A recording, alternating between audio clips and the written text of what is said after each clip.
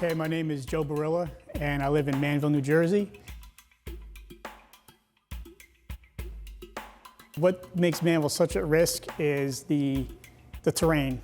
It's a very flat town. Okay, the rivers, there's the Raritan River, and then on the opposite side of town, we have the Millstone River. And going right through the middle of town, we have the Royce Brook. So they all kind of converge right on the border of Manville, which is one of the reasons why the flooding here is so catastrophic at times.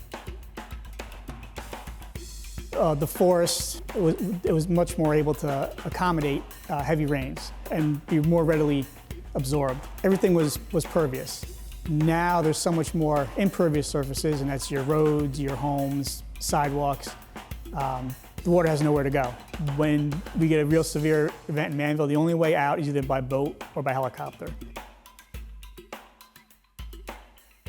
I can't remember offhand how many floods I've been through in Manville, but just you remember the bad ones. You know, there was Irene was horrible. Ida last year topped that. And then kind of in between, there was several like nor'easters and some unnamed storms. I forgot which flood event it was, but we're getting ready to be stationed on one part of town because we knew things are going to be segmented off. So as I'm sitting there, I look in the side view mirror of the truck, and I just see this like shininess coming down the road behind us. So I pop my head out the window because it was dark, and there's just this wall of water coming down towards the fire truck. I look at my driver and I go, "Go." It's like, "Where?" I go, "We gotta go now." And then as soon as we started getting the engine moving, the water came right up on us. It got up high enough to get into the compartments in the truck, but we were lucky enough to get up and out, and we didn't lose the engine. One of the things I remember from Ida was during the initial flash flood incident, before the main river started to flood yet. The Royce Brook went way up over its banks. It was pretty crazy. I mean, the water came so fast. Parked cars were actually starting to float down the road and crash into telephone poles and each other, just hearing the sound of the crashing.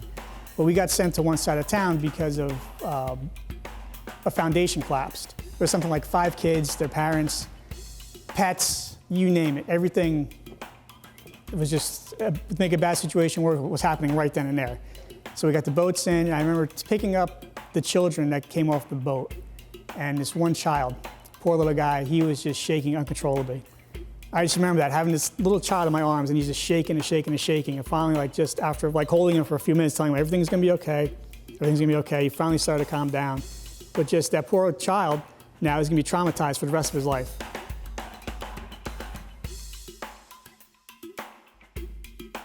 If you get the warning that your area is going to flood and you get the evacuation orders, evacuate immediately. Just get your stuff, get out. Don't worry about the belongings in your house. Don't worry about your personal property. That can be replaced. You can't. You can't, and the first responders that come to try to rescue you, we can't be replaced either.